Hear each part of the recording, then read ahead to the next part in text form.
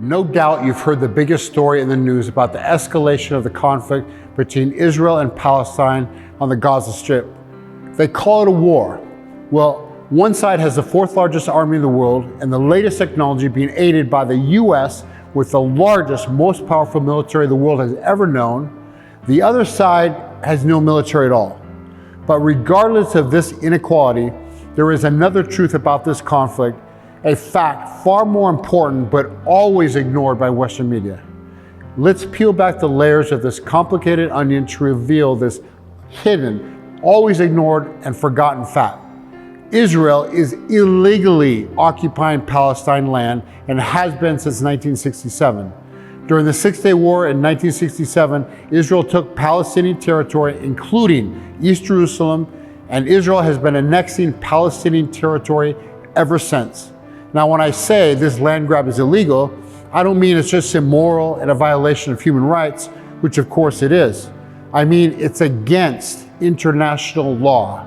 The UN has passed over 75 resolutions condemning Israel's invasion and occupation of Palestine.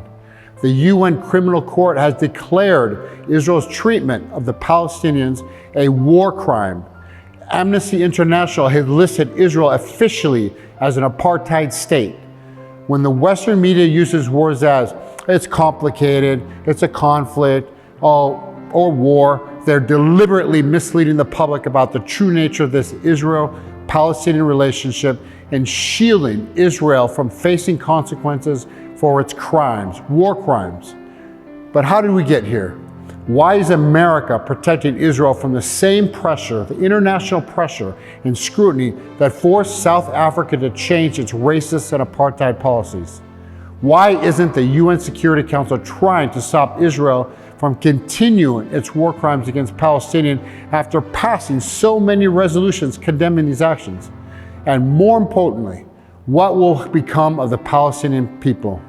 The Palestinians living in the West Bank are living in an apartheid rule where every aspect of their life is controlled by an invading military power, and they are being pushed out of their homes by Israel and forced to flee into refugee camps in Jordan or Lebanon.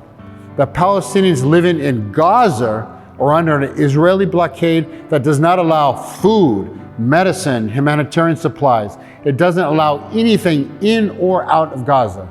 And access to the sea, the fishing, is limited to 50 meters from shore. It is virtually an outdoor prison. Israel has also destroyed the water distillation plants in Gaza, and 97% of the water is undrinkable. In order to understand the current situation, we must briefly look at the history of events that brought us to this modern-day catastrophe to the Palestinian people. For centuries, the Jordan Valley, extending throughout the Middle East, was part of the Ottoman Empire. After World War I, England took control of this area. The inhabitants, 93% Arab, 4% Jewish, and 3% Christian, lived in general peace. Britain ruled but allowed autonomy. New villages and towns sprung up, and it became an area of agriculture and commerce.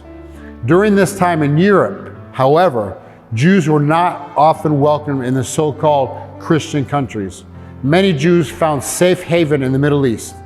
In Palestine, they were welcomed and accepted by the Arabs living there. And then came World War II and the Nazi Holocaust, which killed 6 million Jews. After the war, despite these atrocities they suffered, Jews were still mostly unwelcome in Europe. Again, the Palestinians opened their doors to the Jewish refugees. But another movement was taking place simultaneously. The Zionist movement. Many Jews believing God has promised an ancestral homeland only to Jews. And when they arrived from Europe, they had no intention of sharing or living peacefully with their neighbors. They committed acts of violence towards the Palestinians and began confiscating land only for themselves. They also coordinated attacks, sabotage, and rebellion against the British. The British, no longer able to effectively govern, saw that the end was near.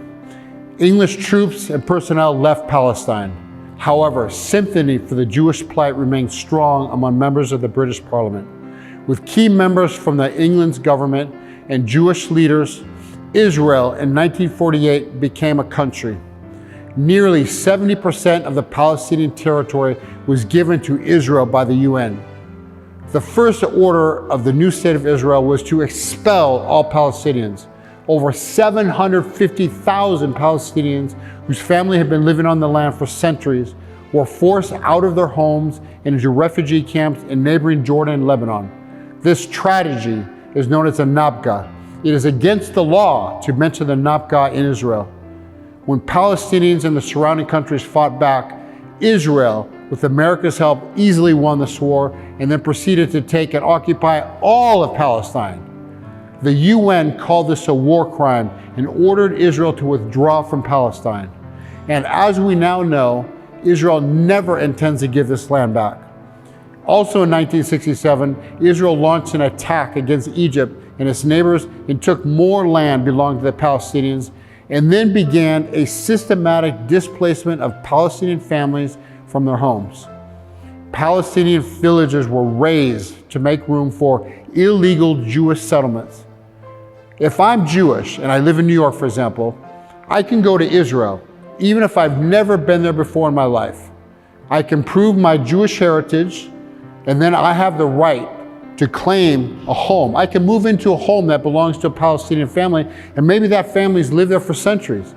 It doesn't matter. And Palestinians live under this fear every day. Palestinians living in occupation in the West Bank are treated less than human, not allowed to use the same roads as Jews, segregated areas for Palestinian businesses, homes, restaurants, nightly home raids by the IDF, the Israel Army, arresting children, indiscriminate killings, checkpoints for Palestinians to move from town to town. And in the Gaza Strip, the Palestinians are trapped by an Israel blockade that does not let anything in or out. Hamas, a Palestinian governmental organization with a militant wing, formed in 1987, 20 years after the start of Israel's illegal occupation of Palestine, launched an aggressive attack last week against Israel. This was short-lived because Hamas and the Palestinians have no army, no navy, no air force, they have nothing. They rely on homemade bottle rockets and weapons smuggled from them from Lebanon or Iran. The Western media over and over repeated the same thing: unprovoked, unprovoked, unprovoked attack. 56 years of occupation, apartheid rule, land theft, jailing children for throwing rocks at tanks, killing of children, absolute complete humiliation, and these attacks are unprovoked. Even by international law, the Palestinians have a right to defend themselves and resist this occupation. The UN clearly states this. When the Jews in the Warsaw Ghetto during the Second World War resisted and fought their German oppressors, was this not seen as heroic and righteous? So what was Israel's response to Hamas's attack? An inappropriate escalation of Israel's violence toward the Palestinians.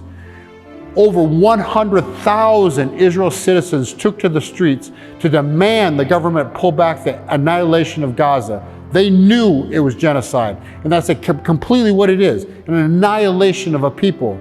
The Israel Air Force began a bombing campaign that has lasted a week. Everything bombed: residences, schools, ambulances, helpers, hospitals, without discrimination. Then the power and the water were cut off to all 2.3 million people living in Gaza.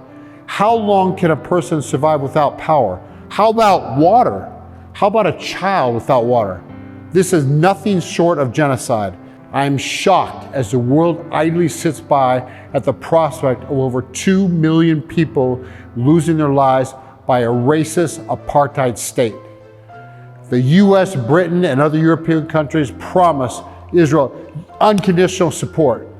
What is this support? Sending weapons to kill civilians in Gaza. The Gaza has no army to defend itself. Israel calls it mowing the grass, which means wiping out everything and everyone living in Gaza.